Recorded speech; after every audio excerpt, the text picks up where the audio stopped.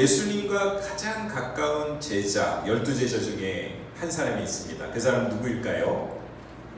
베드로입니다. 오늘 주제도 베드로 전서이죠. 근데 그 베드로 사도가 쓴 말씀이 바로 베드로 전서의 말씀입니다.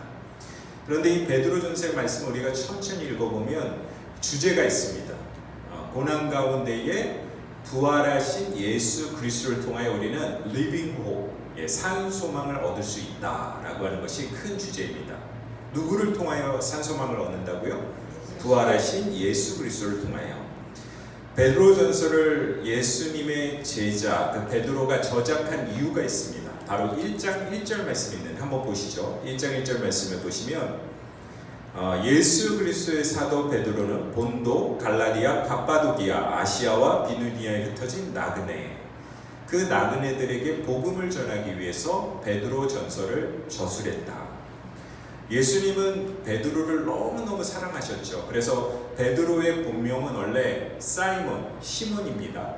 근데 이름을 페트로스, 반석이라고 이름을 적고 그 별칭이 본명처럼 바뀌었습니다. 그 의미는 무엇입니까? 교회의 반석이 되라, 교회의 주축이 되라, 이렇게 하나님께서 베드로의 이름처럼 복음 전도자로, 그리고 사람을 낳는 어부로 사용을 하시고 그를 사용하셨습니다.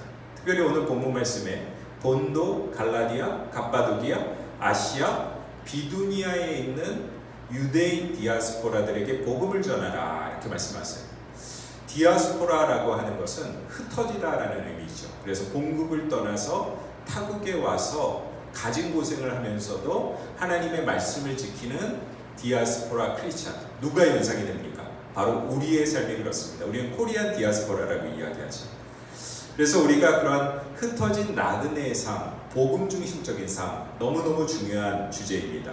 근데 오늘 우리가 읽었던 이 베드로 사도가 복음을 전하기 위하여 이 편지하였던 그 땅이 지금에는 튀르키예 땅이죠. 예전에는 터키라고 이야기했는데, 그래서 성경 우리가 이야기를 보게 되면 소아시아라고 하는 데는 중국이나 일본이나 한국 같이 동아시아를 이야기하는 것이 아니라 요한계시록의 7교회, 에베소 교회를 중심으로 한 요한계시록의 7교회, 그리고 사도 바울이 선교 여행을 떠났던 그 소아시아는 지금의 튀르키예 땅입니다.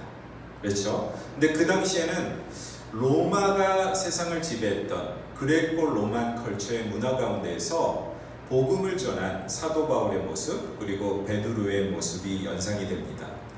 그리고 기독교 역사를 보게 되면 이 튀르키예는요, 동방 정교회가 중세 시대까지도 흥왕하여서 하나님의 말씀과 십자가가 있었던 지역이었어요.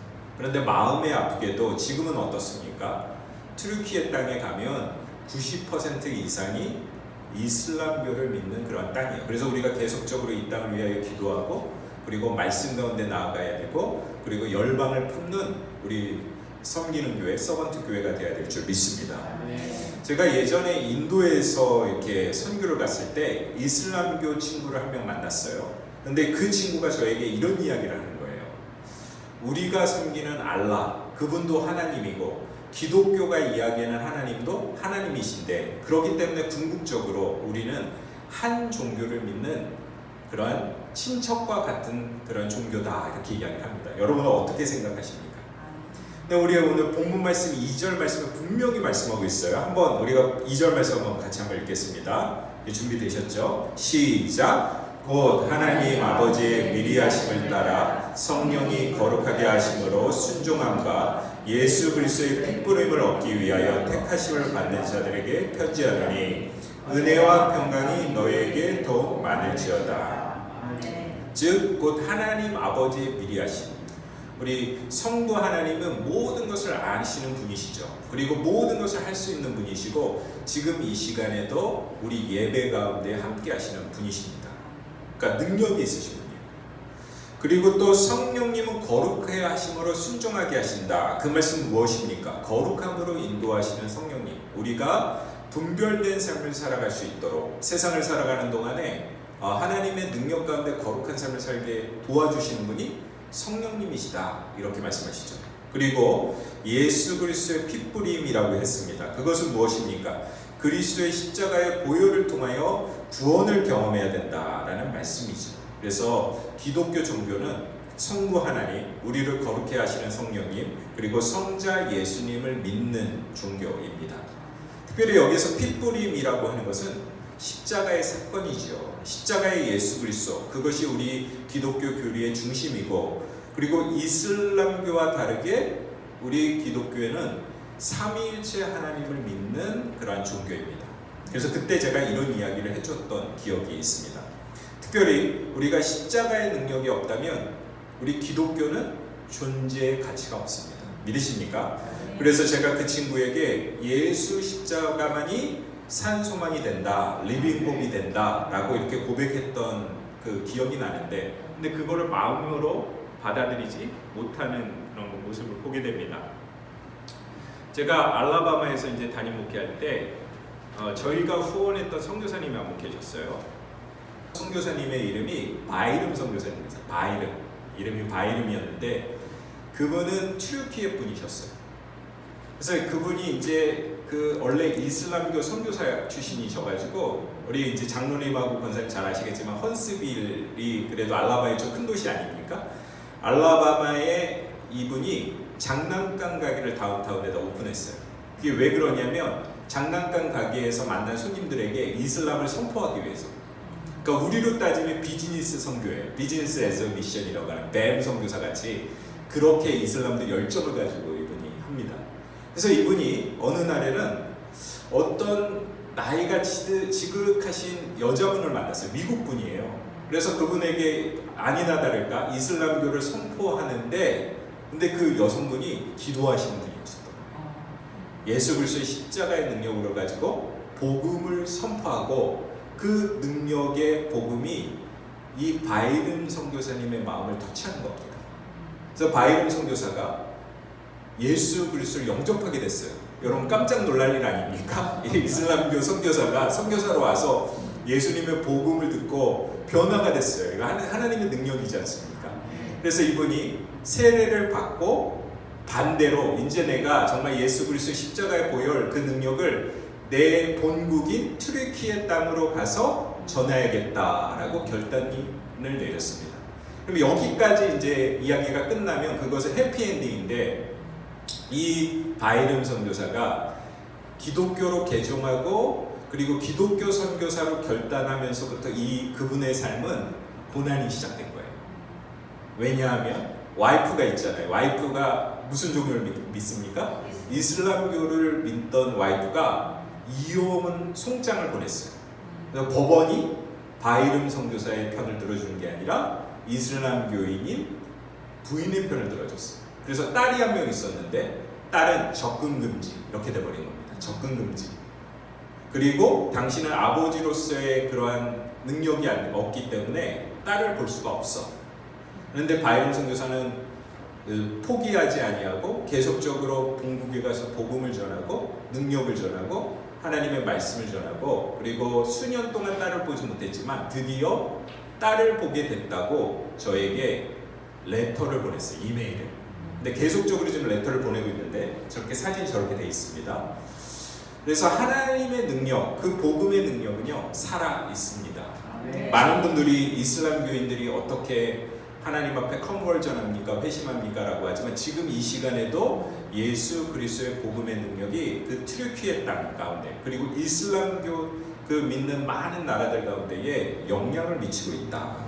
그런데 어느 날 이제 바이름 선교사를 저희 교회에 초대해서 그분이 이제 간증도하고 말씀을 전하셨거든요. 그때 그분이 뭐라고 말씀하시냐면, 예수 그리스도를 몰랐던 내가, 이슬람교의 선교사였던 나는 죽은 껍데기와 같은 사람이었다. 이렇게 이야기하면서 산 소망이신 예수 그리스도를 만난 것, 내가 물론 고난이 있고 역경이 있었지만 내 인생의 최고의 기쁨이고 그리고 최고의 은혜입니다. 이렇게 이야기를 했어요. 그러니까 예수 십자가의 능력이 얼마나 귀한 말씀입니까? 그래서 오늘 본문 말씀을 통하여 우리가 산 소망이신 예수 그리스도, 그 산 소망이신 예수 그리스도를 통하여 우리가 어떠한 부분들이 회복되는가에 대한 말씀을 나누고자 합니다. 첫 번째는요, 산 소망이신 주님은 우리의 부르심을, 우리의 소명을 회복시키신다. 뭐를 회복시키신다고요? 소명을 회복시키신다. 그래서 베드로에게 예수님이 산소망이 되신 것처럼 우리에게도 예수님이 산소망이 되실 줄 믿습니다. 베드로는 예수님이 십자가에 돌아가시기 전에 닭이 울기 전에 새벽 닭이 울기 전에 몇 번을 그 주님을 부인했나요? 3번을 부인했습니다. 그래서 너무나 마음에 죄책감이 있었어요. 야, 내가 이거밖에 안 되는 존재인가? 예수님의 수제자라고 했는데 내가 고난과 역경이 있으면 예수님을 저버리는 존재구나. 그런데 예수님이 부활하셨습니다. 그리고 부활하신 예수님을 만난 그 베드로의 마음은 얼마나 감격이 넘쳤을까요? 그 스토리가 요한복음 21장 말씀에 나와 있습니다. 특별히 3절 말씀에 산소망에 대한 말씀을 말씀하고 있는데요. 우리 주 예수 그리스도의 아버지 하나님은 찬송하리로다. 그의 많으신 긍휼대로 예수 그리스도를 죽은 자 가운데서 부활하게 하심을 말미암아 우리를 거듭나게 하사 산소망 있게 하시며 라고 말씀하십니다. 부활의 능력을 통하여 우리에게 소망을 주셨어요. 예수 십자가로 끝나는 것이 아니라 예수님은 부활하셨습니다. 그리고 우리에게 산소망을 주셨습니다. 아멘. 요한복음 21장 말씀에 보면 부활하신 예수님이 베드로를 만나주시죠. 그래서 아침 조식을 만드셔서 함께 식사를 해요. 때로는 이제 우리 기독교 공동체는요, 이렇게 식탁 공동체를 통해서 하나님의 은혜를 깊이 깨달을 때가 있습니다. 그런데 베드로가 3번 예수님을 부인했지요. 그런데 그와 대조적으로 예수님께서 3번의 질문을 통하여 다시 한번 베드로를 일깨우시는 모습을 보게 됩니다. 첫 번째 21장 15절 말씀에 보면 요한의 아들 시몬아 내가 나를 사랑하느냐 이렇게 질문하세요. 이것이 이제 베드로에게 하신 질문이 아니라 여러분들에게 하신 질문입니다. 내가 너를 사랑하느냐? 마음으로 한번 대답해 보세요. 그럴 때에 뭐라고 이야기하냐면 주님 그러합니다. 내가 주님이 사랑하시는 줄 주님께서 아시나이다 라고 이야기합니다. 두 번째도 비슷한 질문을 하죠. 요한의 아들 시몬아 내가 나를 사랑하느냐 그랬더니 또 비슷하게 대답을 해요. 주님을 사랑하는 줄 주님께서 아시나이다. 그랬더니 예수님 뭐라고 말씀하십니까? 내 양을 먹이라. 내 양을 먹이라. 그리고 또 3번째에 똑같은 질문을 하세요. 요한의 아들 시몬아 내가 나를 사랑하느냐. 요한복음 21장 17절 함께 같이 읽어야 되겠네요. 준비되겠습니까? 시작. 3번째 이르시되 요한의 아들 시몬아 내가 나를 사랑하느냐 하시니 주께서 3번째 내가 나를 사랑하느냐 하시기로 베드로가 근심하여 이르되 주님 모든 것을 아시오매 내가 주님을 사랑하는 줄 주님께서 아시나이다. 근데 여러분들은 이 3번의 질문을 통하여 베드로의 심경의 변화를 느끼십니까? 근데 참 안타깝게도 우리 한국어 성경에는 비슷하게 표현이 되어 있기 때문에 이 부분에 대해서 심경의 변화를 잘 느끼지 못하는 경우가 많아요. 그런데요, 우리가 기독교 고전어, 특별히 헬라어에서는 알다, 아시나이다 라고 하는 단어가요 몇 가지가 있는데 그 중에서 핵심적인 게 첫 번째는 오이다의 암과 두 번째는 기노스코의 암이에요. 그래서 첫 번째 주님이 나를 아시나이다, 주님 아시나이다 라고 이야기하는 것은 기노스코의 암이 아닙니다. 오이다의 암이에요. 그건 뭡니까? 주님이 저랑 함께 동행하셨기 때문에 제가 어떤 사람이고 그리고 어떤 직업을 가졌고 그리고 세상에 어떠한 삶을 사는지 아시잖아요. 이런 대답이에요. 그런데 3번째에 뭐라고 이야기합니까? 모든 것을 아시오매. 이거는 오이다의 알미거든요. 근데 마지막에 내가 주님을 사랑하는 줄 주님께서 아시나이다 라고 하는 단어는 오이다의 알미예요. 그 전에 이야기하지 않았던 기노스코의 알미입니다. 이 기노스코의 알미는 아시겠지만 전인적인 알미예요. 주님, 내가 주님을 사랑하신 걸 아시잖아요. 저의 아픔과 내면과 속사람과 여러 가지 나의 고통들을 다 아시는 주님이시잖아요 라고 이야기한 것은 본인이 그렇게 주님을 사랑하는 것을 다시 한번 주님을 통하여 확증하는 대답입니다. 그러니까 주님이 나를 사랑한다라고 하는데 나도 주님을 사랑합니다. 그런데 내가 오이다의 알을 통하여 주님을 아는 것이 아니라, 그렇죠, 주님이 저를 기노스코로 아신 것처럼 저도 살아계신 주님을 정말 속사람으로, 그리고 체험적으로, 그리고 주님께서 그 나를 십자가로 만나주신 그 능력으로 제가 알겠습니다라는 고백이에요. 놀라운 변화죠. 그렇습니다. 그리고 나서 그에게 무엇이 변화가 됐냐면 다시 한번 소명이 회복이 돼요. 내 양을 먹이라, 내 양을 치라. 그렇습니다. 우리가 산 소망이신 예수 그리스도를 경험하면 소명이 회복돼요. 우리 각자에게 소명이 있고 우리 교회에게는 소명이 있습니다. 하나님, 우리 섬기는 교회 서번트 처치를 향한 그 소명이 무엇입니까? 복음을 전하고 말씀을 전하는 것, 물론 그렇죠. 그리고 우리가 선교적인 교회로서 열방을 품을 뿐만 아니라 우리의 삶 가운데 일상의 선교사로 살아야 된다라고 하는 것은, 이것은 그냥 캐치플레이로 해결되는 것이 아니에요. 우리가 살아계신 예수 그리스도의 능력을 통하여 소명이 다시 회복되는 저와 여러분이 되셔야 될 줄 믿습니다. 그렇습니다. 그래서 한번 따라해 보십시오.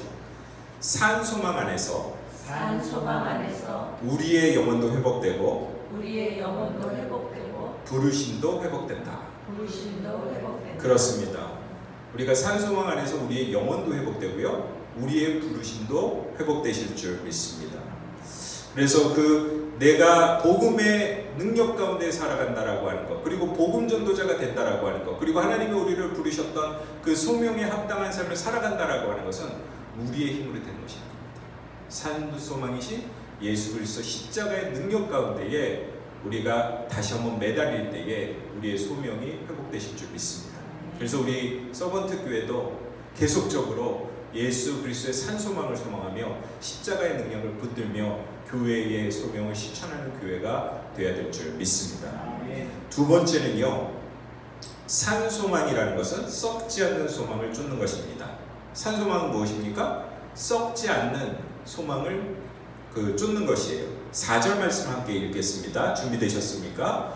시작. 썩지 않고 더럽지 않고 쇠하지 아니하는 유업을 입게 하시나니 곧 너희를 위하여 하늘에 가득한 것이라.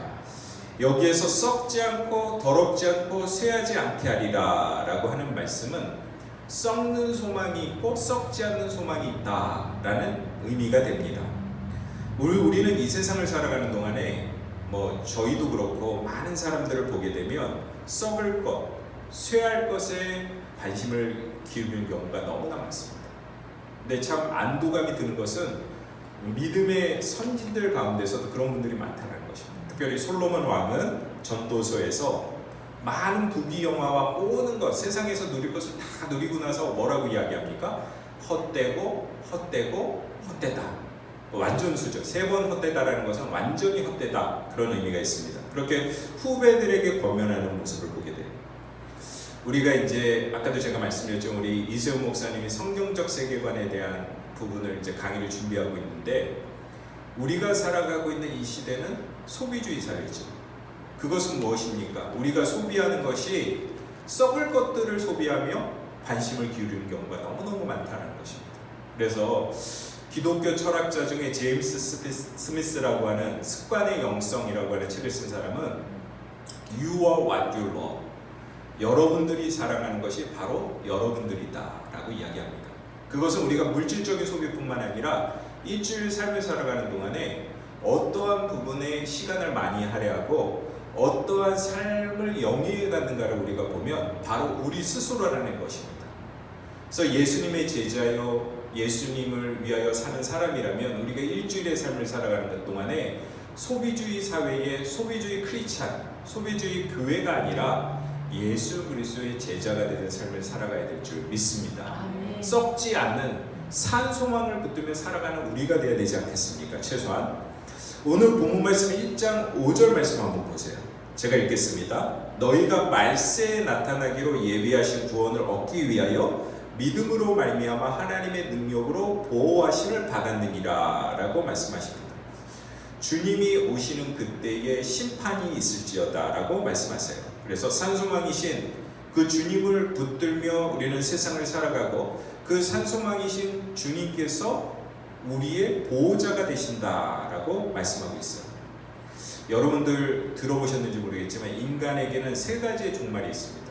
그렇죠? 첫 번째 종말은 이 말세라는 단어와 연관해서 바로 생물학적인 끝이에요. 제가 한번 예언을 한번 해보겠습니다. 여기에 계시는 분들은 다 육체적으로 다 죽음을 맞이합니다. 그건 예언이 아니죠. 현실이에요, 현실. 그렇죠? 그런데 이 생물학적인 죽음에 담대할 사람은 한 명도 없다라는 것입니다. 예전에 한 나이 든 성도님이 저희 교회에 출석을 하셨는데 젊은 나이에는 열심히 비즈니스하고 가족 활동을 하다가 나이 드셔가지고 교회에 오셨어요. 그래서 제가 이제 질문을 했죠. 성도님 어떻게 교회에 오시게 됐습니까? 누구의 인도를 받으셨어요? 누구의 전도를 받으셨어요? 이렇게 질문했더니 그분이 이런 말씀을 하세요. 누구의 인도도 받지 않았습니다. 어느 날 갑자기 제가 세상을 열심히 살다 보니까 죽음의 문제가 갑자기 덜컹 제가 퀘션이 되더라고요. 그런데 그거를 해결할 수가 없더라고요. 그래서 교회에 나오기 시작했습니다. 이렇게 이야기를 합니다. 그것처럼 육체의 죽음은 누구도 빠져나갈 수 없는, 누구도 그 질문을 해결할 수 없는 인간이라면, 부족한 인간이라면 모두나 우리가 드는 질문이죠. 그래서 요즘에 이제 한국도 그렇고 이제 미국 사회도 그렇고 여러분 한번 들어보셨습니까? well dying이라는 거 들어보셨어요? 요즘에 그래서 신학교에서도 well dying이라는 과목을 가르쳐요. 그런데 우리 사회에서 이야기하는 well dying은 존엄한 준비, 존엄한 죽음, 그리고 준비된 죽음, 무의미한 연명 치료를 넘어선 죽음, 이렇게 표현을 합니다. 현대사회 오랫동안 아무리 우리가 과학이 발전하더라도 죽음의 문제는 해결할 수 없다라고 하는 부분에서 well dying이라고 하는 그런 것이 이제 공론화되고 있어요. 그런데 우리는 크리스찬으로서 세속적인 well dying, 그래서 우리가 소망을 그냥 품위 있게 마무리하자, 이것으로 끝나면 안 된다라는 것입니다. 그리스도의 소망은 죽음 이후에 확신을 가져야 된다는 거죠. 곧 부활에 대한 확신, 죽음은 끝이 아니라 우리의 삶의 통로가 된다라고 하는 것을 깨달아야 된다는 거죠. 그래서 베드로전서 1장 4절 말씀에 썩지 않고 더럽지 않고 쇠하지 않는 유업을 우리가 성취하는 저와 여러분이 되셔야 될 줄 믿습니다. 그래서 이 소망은 실제적이지 않으면 이 웰다잉은 결국 고통 관리의 기술로 축소하게 돼요. 그러니까 우리는 영혼에 대한 부분과 영혼의 소망을 가지고 살아갈 때에 진정한 죽음의 문제, 육체적인 문제를 해결할 줄 믿습니다. 그래서 바울이 빌립보서에서 이렇게 말씀하시죠. 내가 사는 것이 그리스도니 죽는 것도 유익함이니라 라고 말씀하십니다. 그래서 잘 죽는 것은 근본적으로 우리가 무엇을 믿고 죽는가와 연관이 되는 거죠. 그래서 고통 없이 죽는 것이 아니라, 그것이 우리의 그 중요한 주제가 되는 것이 아니라 근본적으로 우리가 무엇을 믿고 죽어야 되는가, 누구를 믿고 죽어야 되는가와 연관이 된다는 것이죠. 두 번째는 아시겠지만 영적 종말입니다. 단순하게 말씀드리면 예수님을 믿음으로 말미암아 우리가 구원을 경험하면 산 소망과 새 생명을 얻는 것이죠. 그러나 그렇지 않은 사람들은 영원히 영적인 심판을 받고 영적인 죽음에 이르는 것입니다.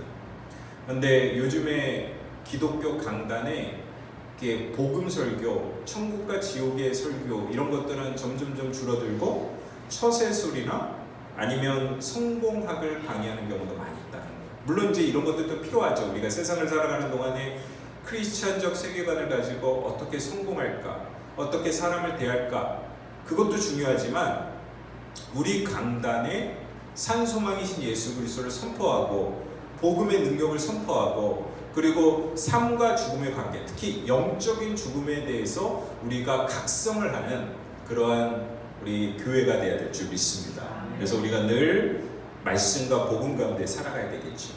요한복음 1장 12절 말씀 다 아시죠? 영접하는 자 곧 그 이름을 믿는 자들에게는 하나님의 자녀가 되는 권세를 주셨느니라 라고 말씀하십니다. 그러한 영혼의 문제, 그리고 우리가 믿음으로 말미암아 구원을 경험하는 그 복음의 문제, 영생의 문제, 이것이 너무너무 중요하다는 것입니다.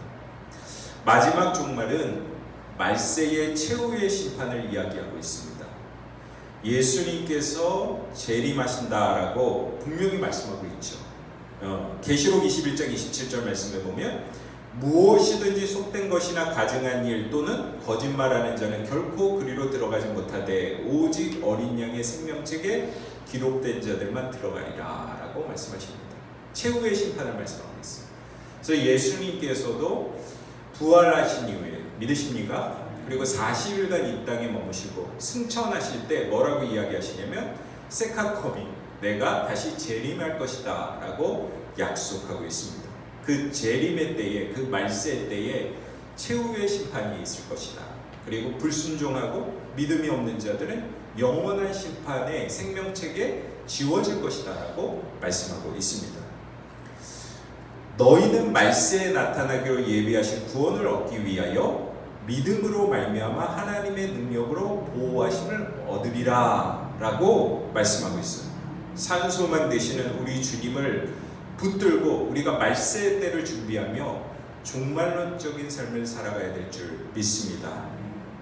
마지막으로요, 산소만 되신 주님은 고난 가운데에 소망을 주십니다. 무엇 가운데 소망을 주신다고요? 고난 가운데 소망을 주신다. 많은 사람들이요, 특히 크리스찬들도 고난과 역경 가운데서 산소망을 찾는 것은 너무너무 어려운 것입니다.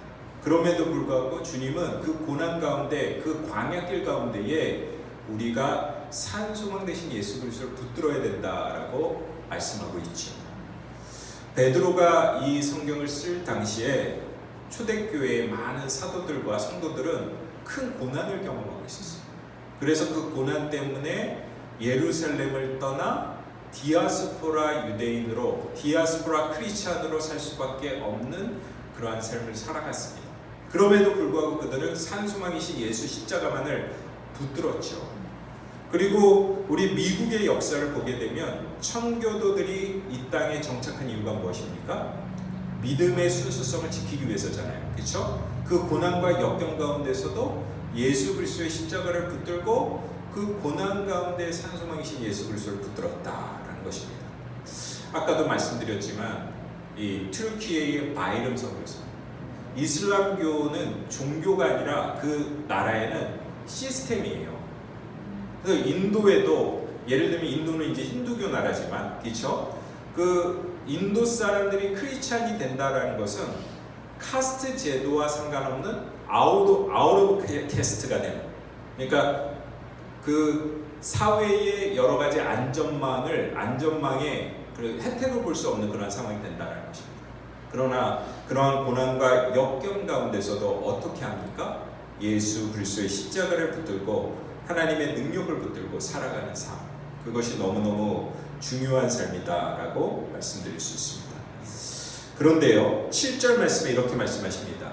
너희의 믿음의 확실함은 불로 연단하여도 없어질 금보다 더 귀하여 예수 그리스도께서 나타나실 때의 칭찬과 영광과 존귀를 얻는다라고 말씀하시죠.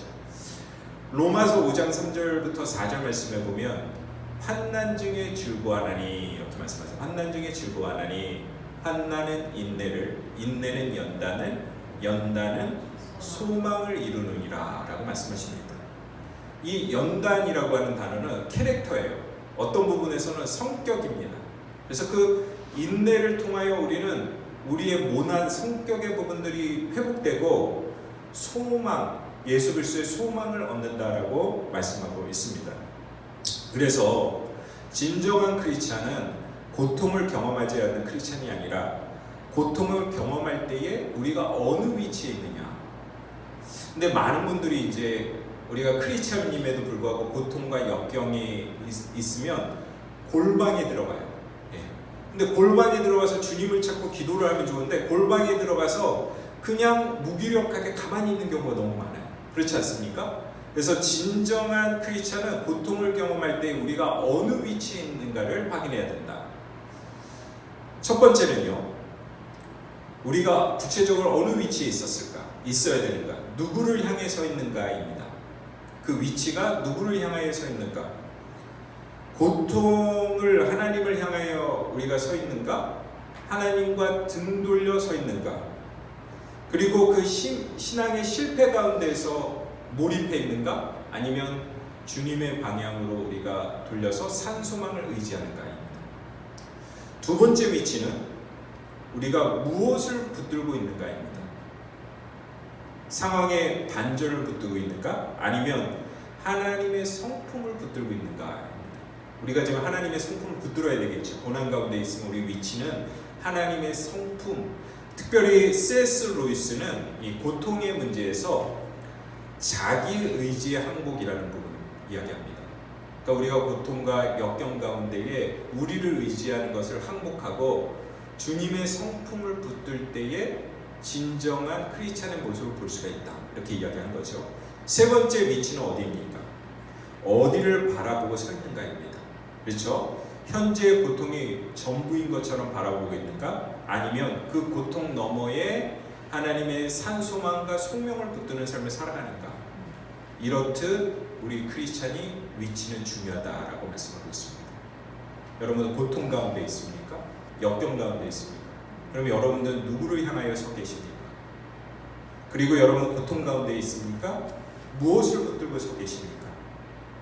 그리고 고통 가운데 있을 때에 여러분들 하나님을 바라보고 계십니까?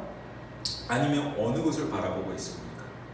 산소망이신 예수 그리스도를 바라보고 그분을 붙들고 그분과 함께 동행하시는 저와 여러분이 되시기를 소망합니다.